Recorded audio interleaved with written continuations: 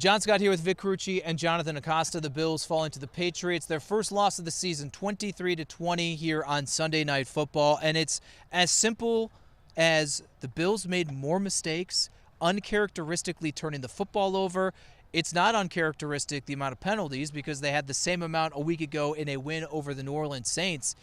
But you cannot play this poorly, self-inflicted wounds and expect to win any game in the National Football League, but especially against a team that is reasonably good. And it was something the Bills did from the very start. You got the feeling from the beginning of this game they were not prepared to play at a level that would be necessary to beat almost anybody, and they were the favored team in a game like this. But it's a divisional opponent.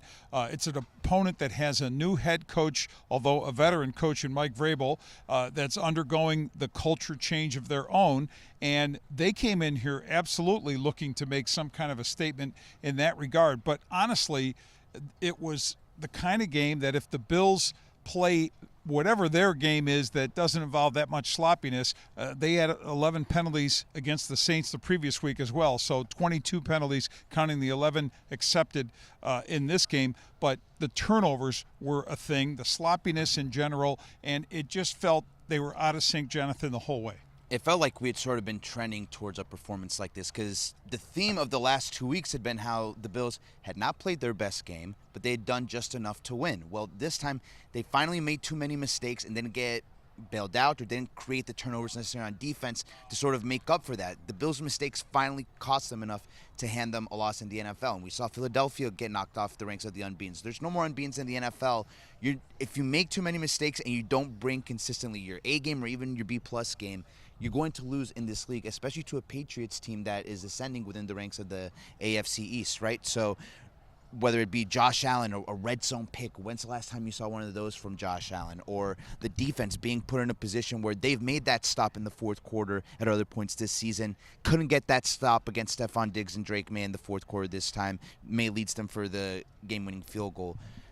I think this needs to be a wake-up call for this Bills team, and I think Sean McDermott sort of alluded to that in his post-game press conference that, hey, you start with the fundamentals, you cannot turn the ball over, but there's other things this team also needs to address moving forward. Let's start with the turnovers here, and it starts from the jump. A bad exchange between Josh Allen and Dawson Knox on an end around. I tend to think that the only reason you're handing off to Dawson Knox is if something else is unfolding in maybe a trick play fashion after that. Either way, maybe too cute at that stage of the game here. We did see a flea flicker. So Joe Brady was getting in the bag a little bit here. It's not like they were saying we could just be ourselves and beat New England here.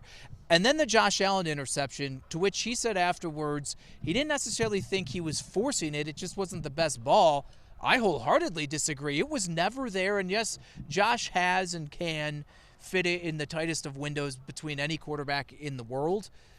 That just, from all levels, timing, decision-making, it was never there the entire development of the play. That's something that you just don't see from 2025 reigning MVP, Josh. That's what you see from 2019, 2020, before that, Josh Allen. Yeah, for sure. He was forcing some things. He looked out of sorts, but credit the Patriot defense for doing its part to keep him out of sorts. And it wasn't just what they were doing strategically from a coverage standpoint or confusion standpoint for Josh Allen or Joe Brady.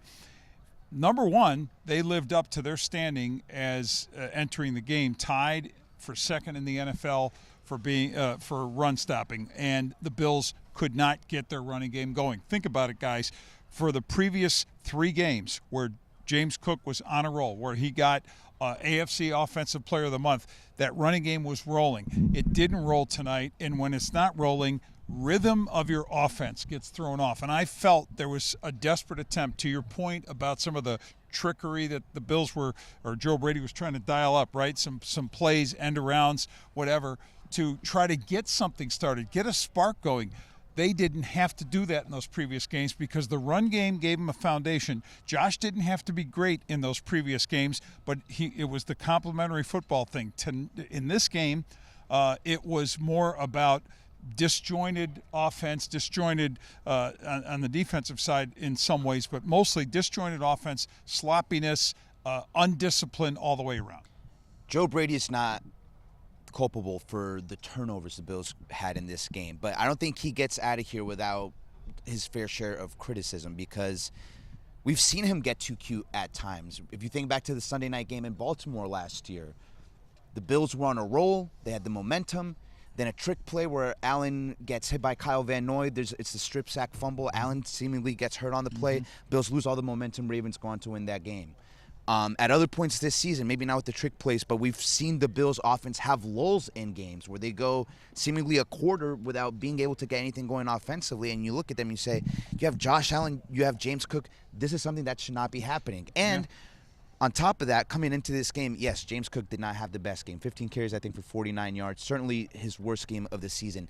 But it felt like the Bills made a concerted effort coming into this game to not use James Cook the way they had been using it in previous games. We saw a lot more of Ty Johnson, and we saw a lot more of Ray Davis than I think we have seen in the previous 4 weeks. Yeah. And is that, in a way, overthinking something that didn't need to be overthought? You go with the hot hand in James Cook, and I understand the Patriots' ability to defend the run. That's what I think. But it's still going, again, if you are handing the ball off, why are you not handing the ball off to the AFC Offensive Player of the Month and trying to implement something with Ty Johnson and Ray Davis when your offense has been working so well the first month of the season? I felt it was desperation. I really do, in terms of going to some other people. They were trying to find an answer, and they were maybe trying to get this Patriot defense to, okay, let's take your focus off of James Cook, and we'll run this guy or whatever. But look, you and I talked before the game on Sports Talk Live, the pregame show,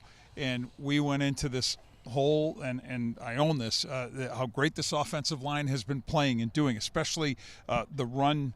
The openings it was creating for the run game.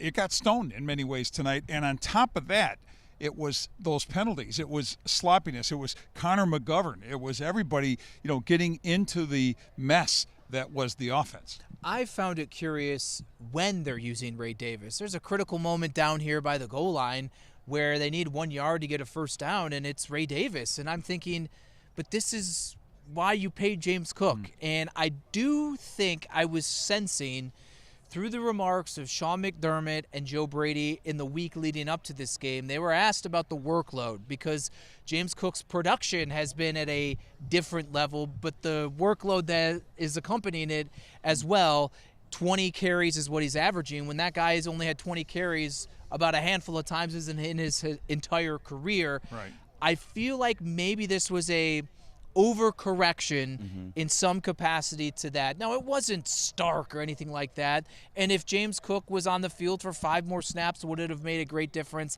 I don't think so, but it'll just be curious to see what the snap count numbers are when we see those tomorrow, and then kind of start identifying where things are from here. My curiosity with that comes also, James Cook coming into the NFL was this pass-catching running back.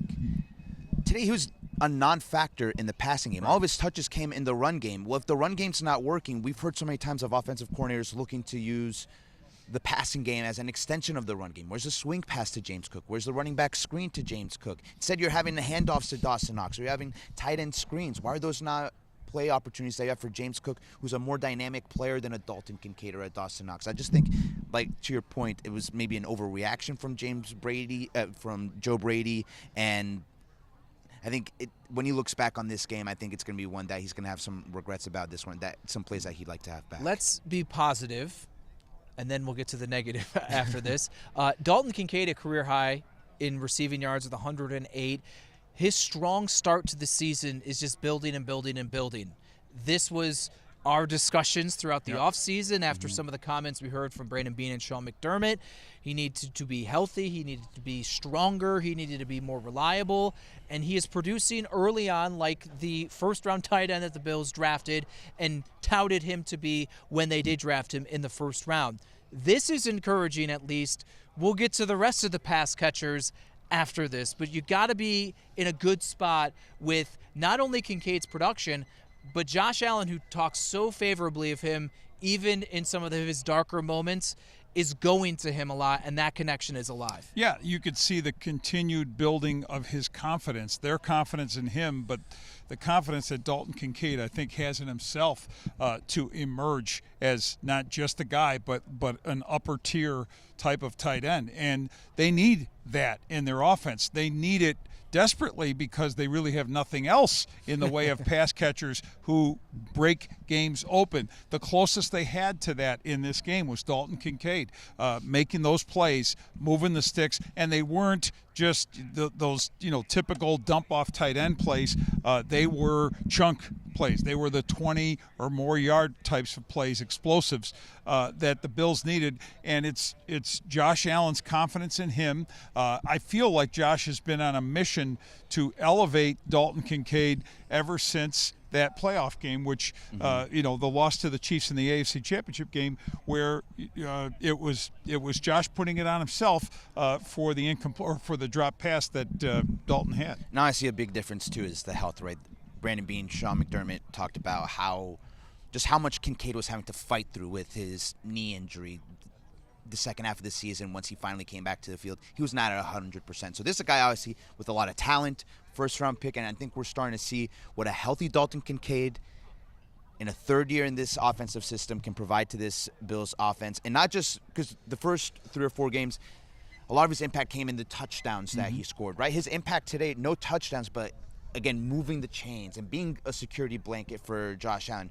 Last year was really all Khalil Shakir in terms of that security blanket. Right. It really feels like this year Josh Allen has 2 security blankets he can go to in the pass game in terms of Khalil Shakir and Dalton Kincaid as guys who can move the chains. And that's, again, what we talked about. That's what you want to see out of Dalton Kincaid going into year 3. This is the year that he really needed to take that step up, and that's what we're seeing so far. Everybody Eats is a really fun little slogan. That's great when the Bills are scoring 30 points a game. Josh Allen's winning the MVP. You don't need an alpha dog, number 1 wide receiver when the ship is sailing smoothly.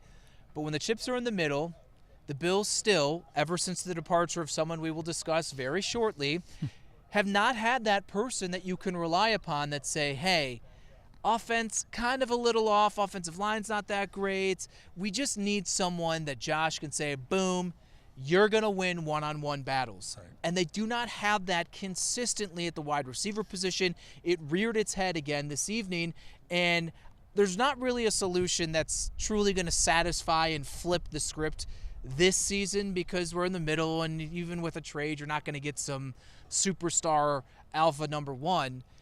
But man, Vic and Jonathan, I just think this is something that Brandon Beane has been resistant of any sort of criticism, but the field doesn't lie, and they are missing that element. And it might be just this game. I mean, this particular game to look at. And, you hear the head coach, you hear Sean McDermott say, got to learn from the mistakes or learn from.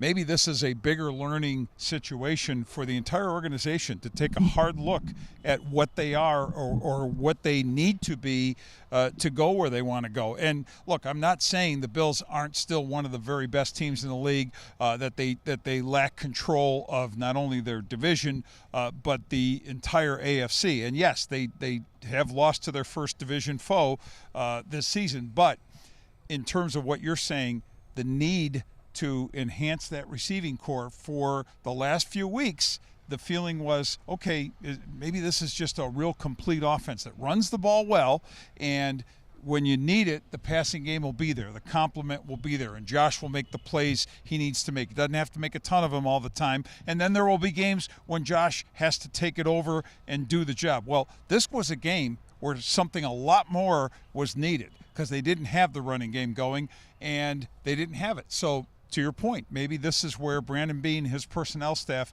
I'm sure those thoughts were already flowing as they watched this. Maybe they go back and say, what can we do about it?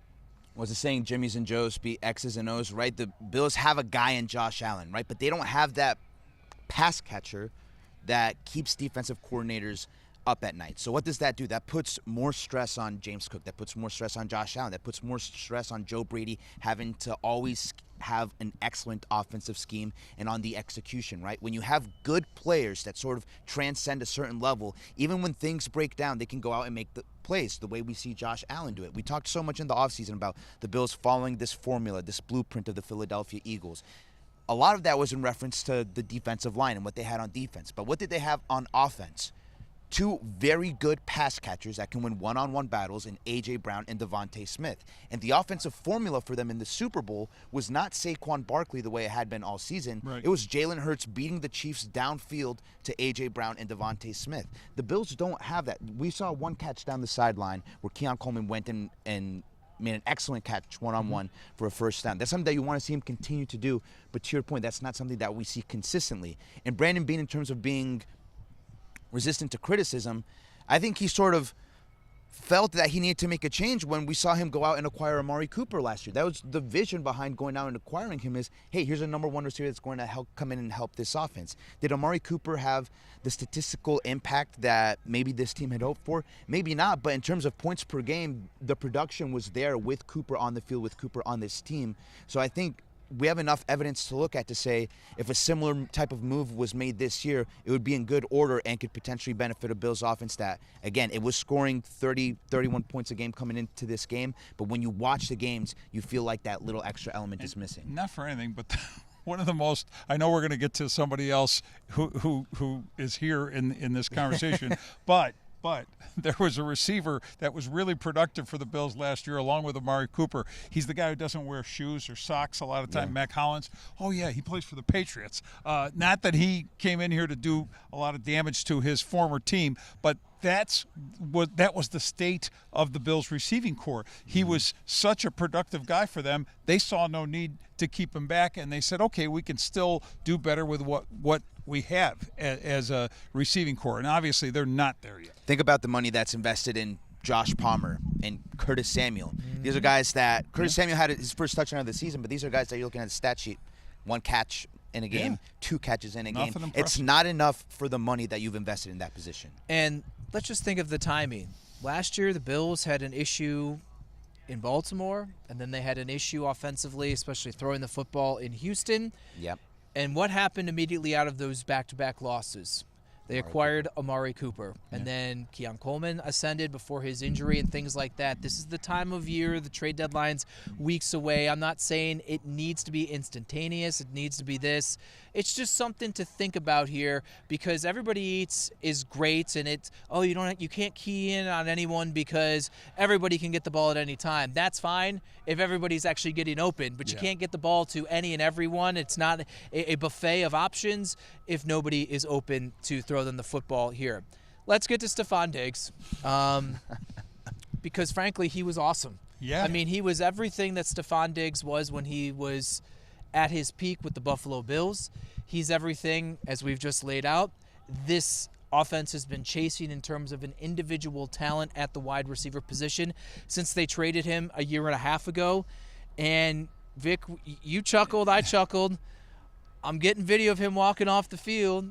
He looks to me and says, I still got it, huh? And I don't think anybody doubted that, although maybe some of these people that were booing him in the stands did. Well, and I want to get to Jonathan on that, but it's a script writer's dream in terms of the guy, who wanted out and then comes back for his homecoming, his official homecoming. Yeah, he faced the Bills when he played for Houston last year at Houston and had a good game that game, and the Texans won that one. Well, he's 2-0 against his former team, and then he plays for the Patriots, but just lights it up. And if you had to think of a scenario, the worst case scenario for the Bills, Stefon Diggs coming in here and tormenting his former team with a big performance. But Jonathan, you were down here, of course, shooting. What was the crowd reaction? Because we couldn't really hear it up in the press box. How did the crowd greet Stefon? I think it was that classic sort of villain type of story, right? Like, he was here, he knew he was going to be booed. He received the boos he was expecting every time he touched the ball and stuff like that. You could sense sort of the animosity, right, between the crowd and Stefon Diggs. And I think, in a way, it maybe even energized him 100. The way he went out there on the field and animated after every single catch. Just you saw it pregame, you saw it during the game, and Stefon Diggs, to his credit, he played that sort of villain card excellent today. And I don't think he could have asked for a better performance, except for maybe finding the end zone. But 10 catches for 146 yards. We saw it even last year in Houston, right? He had a good game for the Texans in that one. I think it was 6 catches for 82 yards. So this is clearly a guy who the facts are what they are, but in his sense, these games are revenge games against the Bills, and he certainly played like it as well and seems to elevate his game in these sort of situations. And he seems to really be developing a chemistry with Drake Maye on the Patriots because he was coming off his first 100-yard game as a Patriot, 6 catches for 101 yards. Now builds off of that in this one, and so this story is not over. The Bills are going to have to see the Patriots and Stefon Diggs yet again, and they're going to have a better answer for their former wide receiver than they've had the past 2 times they've faced him. It's also, I think he's getting healthier. We hear about knee injuries. I mean, he's coming off of that still early. It hasn't even been a full calendar year since he suffered that knee injury with the Houston Texans here. So it's a combination of health, developing rapport with his young quarterback. I think maybe Josh McDaniels getting more comfortable and on the same page. I mean, he was only playing about 50% of the snaps going into this game, doing a lot of work in the slot. We saw him a little bit of all over the field as well. And frankly, he was beating Christian Benford. He's beaten Tre'Davious White. Yeah. He was beating anyone that was lined up against him Cole here. Bishop, I mean, it was Stefon Diggs eating whenever he was hungry, and that's really was the difference in the game. Not just that, but sometimes with that alpha receiver, the wide receivers have those personalities. You got to feed them.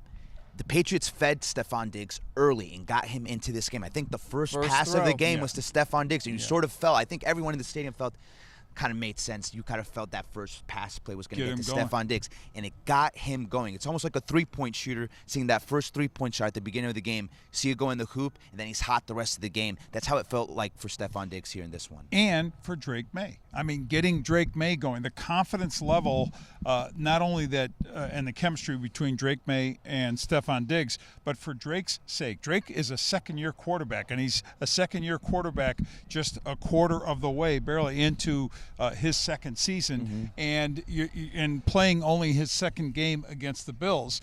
And in the environment, in this prime time, stoked, whiteout environment, the noise level being at its peak, and he was unflappable. I mean, give him a lot of credit. The poise, the command that he showed, making so many plays off schedule, getting to the outside, uncontained by this defense. And that's, again, I don't want to put a ton of negative talk on the way the Bills defense played, but it was facing this young quarterback, and that was a challenge. This is your division. This is the guy you have to stop for a long time to come now, and Drake Maye got the better of him in this game. Yeah, I'm not going to overreact and say, all right, this is the next you-know-who in New England or anything like that. But, man, for as young as he is, this point in his career, he's even had rocky moments this season early. Right.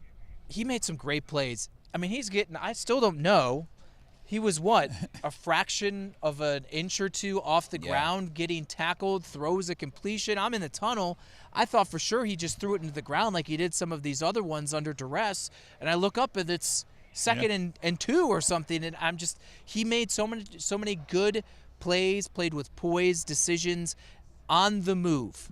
And we've heard guys when we speak to them during the week about Justin Fields or Lamar Jackson or whomever it may be, Drake Maye the latest, and they'll tell you this is an every week thing now. And I think the Bills, even Spencer Rattler, broke contain and was effective outside of structure. And this is something that this defense is really going to need to shore up because, maybe they're not running 40 yards like Lamar Jackson can, but that's a problem for them in terms of bottling up a guy who can move. And especially when we see Josh Allen now, especially based off what we saw last year, going up against these young quarterbacks, you expect it to be Josh Allen, the one who's taking care of the football, the young quarterback, the first year, the second year quarterback, to be the one turning the ball over in a hostile environment and making the costly mistakes. That's not what happened today. The roles were reversed. And Sean McDermott even said that he told his team that they did to us what we normally do to other teams, that we win the turnover battle. Josh Allen had the costly turnovers in this one. You could maybe give blame 50-50 in terms of the exchange with Dawson Knox, but he owns that red zone interception, and Drake Maye just did not make that costly turnover that ultimately allowed New England to win this game here. Let's put a bow on this because, frankly, it's getting late, and we're actually making some pretty good time with all the things that we have to do here. Where do the Bills go from here? Yeah, well, look, there is no panic for this football team. I see none. I see them, losing a game where, yes, the uncharacteristic part of it were the fumbles, the mistakes from that standpoint. The penalties, something there has to be cleaned up. 22 accepted in 2 games is a major issue, and I don't know how you're addressing that, but it's got to be addressed in the course of meetings, practice, whatever.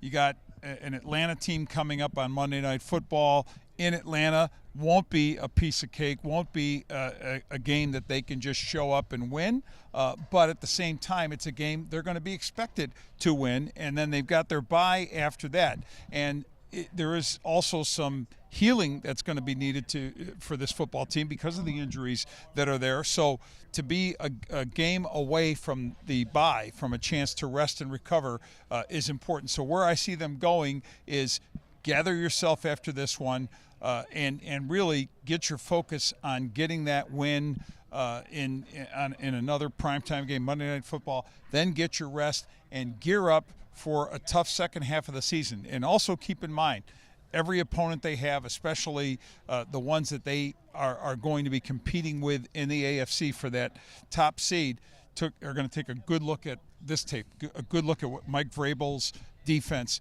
did against that offense, and study it and figure out, okay, here are some vulnerabilities that the Bills have.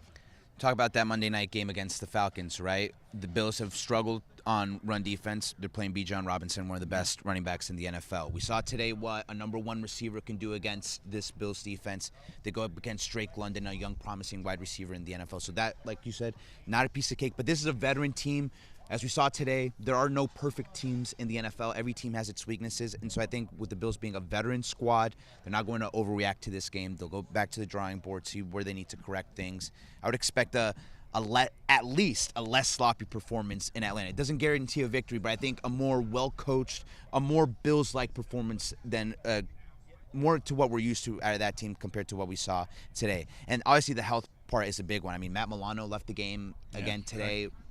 Pec injury. I don't know if it was a re-aggravation. Yeah, I think it is. But obviously not a good sign for this team. They played this game without TJ Sanders and Ed Oliver, right? So this is a team that needs to get healthy on defense. You have to think that if they do, and once they do, the defensive performances will get better than what we've seen so far, right? So this is a team that, again, has said sometimes they haven't played their best, but they did enough to win. They need to go into Atlanta and do whatever it takes to win, to go into that bye with some good momentum, and then obviously you have that little bit of a break to get healthy before coming back to what you said, a tough second half of the season. Tackling was really sloppy coming out of the Saints game. I saw very focused at practice the 2 days I was out there. They were really working on tackling. We've seen now back-to-back weeks with penalties. I don't know exactly how you structure that, but I think maybe in the portions we don't see, they will be very vigilant about making sure there are no mistakes, especially pre-snap as well. And you talk about injuries.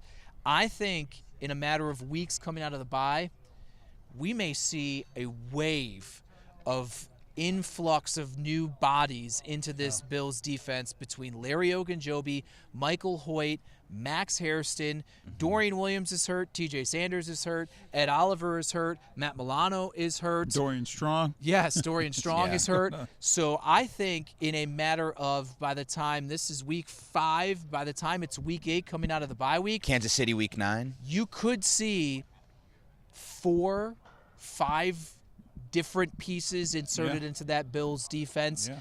And just imagine the difference and just the tools that Bobby Babich and Sean McDermott could have at their disposal. Oh, by the way, that trade deadline, maybe some offensive ads as well. Again, Bills Monday Night Football, so an extra day to do whatever they need to do on all sides of things. And that game you will see on Channel 2 as well. With Jonathan Acosta, Vic Carucci, I'm John Scott for Channel 2 Sports.